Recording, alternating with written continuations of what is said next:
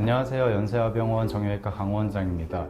오늘은 무릎에 물이 차는 원인에 대해서 한번 말씀을 드려보겠습니다. 많은 분들이 무릎에 물이 찼어요. 다른 병원에서 가서 물을 뽑고 주사를 맞았어요. 이런 분들이 많이 계십니다. 부드럽게 잘 움직일 수 있도록 정상적으로 관절에 윤활액이 들어있거든요. 물이 있다고 꼭 문제가 되는 상황은 아니에요. 근데 그게 정상적인 양보다 더 증가가 돼 있을 때는 그 물이 차게 된 원인이 무엇인지 좀 파악하는 게 중요하거든요. 가장 큰 원인은 흔하게는 퇴행성 관절염에 의해서도 물이 찰 수가 있는데요. 무릎이 부드럽게 움직일 수 있도록 뼈의 표면을 덮고 있는 연골이 마모가 되는 거예요. 그래서 연골이 마모가 되면서 주변에 염증을 일으키고 또 부드럽게 움직이지 못하고 거칠어지면서 움직일 때마다 많이 쓰면 더 붓고 더 염증이 일어나는 상황이 되는 거거든요. 연골판은 이렇게 뼈하고 뼈 사이에서 뼈끼리 부딪히지 않게 쿠션 역할도 해주게 되고요. 이렇게 뼈가 잘 움직일 수 있도록 그 궤도의 역할도 해주게 되는데, 이게 찢어지게 되면 여기에 분포하는 신경이 없어서 찢어진 것 자체로는 통증을 느끼지 못하지만, 찢어진 게 제자리에 있지 않고 주변 조직을 계속 찌르고 자극하면서 기계적인 자극에 의해서 염증이 일어나서 물이 차기도 합니다. 대부분 젊으신 분들은 다쳐야 붓고요. 크게 다치지 않고도 차는 경우가 있는데, 대표적인 원인은 통풍이 있을 수가 있어요. 통풍은 요산 수치가 높아져서 고요산 혈증에 의해서 피를 타고 요산 결정들이 돌아다니게 되는데, 그게 관절에 침착이 되고 관절에 염증을 일으키게 되면 그거에 의해서도 이제 물이 차고 붓는 원인이 될 수가 있습니다. 이제 연세 좀 있으셔서 퇴행성 관절염이나 연골판에 손상이 이제 있으신 분들은, 그런 분들은 큰 이제 외상 없이도 일상생활에서도 부어서 오시기도 하고 그렇습니다. 다른 원인은 류마티스? 그거는 퇴행성은 아니지만 이제 면역질환, 전신염증성 질환으로서 이제 관절에 염증이 생기는 경우인데, 면역적인 요인에 의해서 염증이 유발이 되기 때문에 류마티스 관절염도 무릎에 물이 찰 수 있는 원인 중에 하나가 될 수 있고요.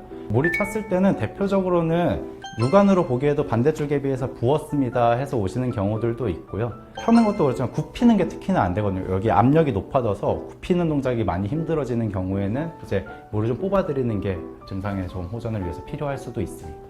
어떻게 뽑아요?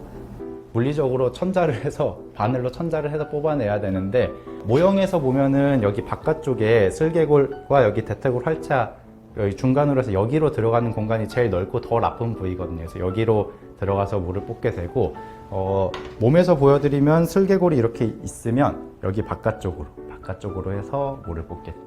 많이 나올 때는 막 50, 60cc까지 나오기도 하거든요. 그래서 보통 주사가 3mm, 5mm짜리도 있고 10mm, 20mm도 있는데, 딱 육안으로 보기에도 많이 부어있는 분들은 그런 작은 주사기로는 안 되기 때문에 한 50cc짜리 주사기로 뽑으면 거의 한 통 가득 채우는 경우도 있고, 아주 심하신 분은 그 주사기를 교체해서 뽑는 경우들도 있습니다.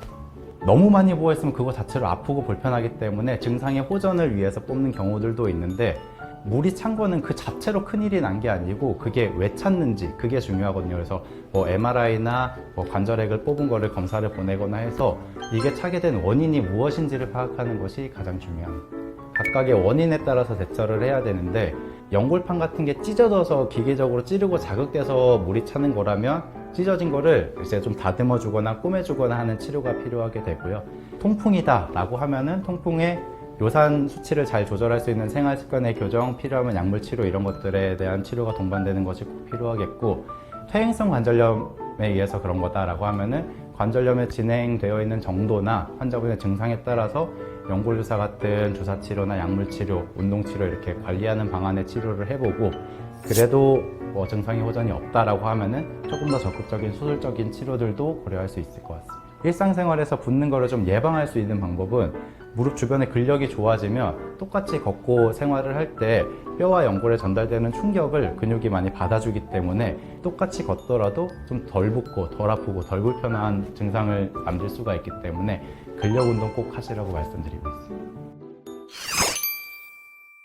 물은 부었다고 꼭 빼야 되는 거는 아니에요. 원인이 뭔지가 중요하고, 어차피 뽑아드려 봤자 원인이 없어지지 않으면 다시 차거든요. 금방 차서 뽑는 거는 큰 의미는 없는데, 저는 너무 많이 차 있어서 구부리는 게 힘들고 통증이 심한 경우에는 뽑아드리고요. 그렇지 않으면 어차피 내 몸에서 나온 거라 많이 쓰면 더 부었다가 쉬면 좀 다시 흡수가 됐다가 그렇게 되거든요. 그래서 부었다고 꼭 물을 뽑으셔야 되는 건 아닙니다.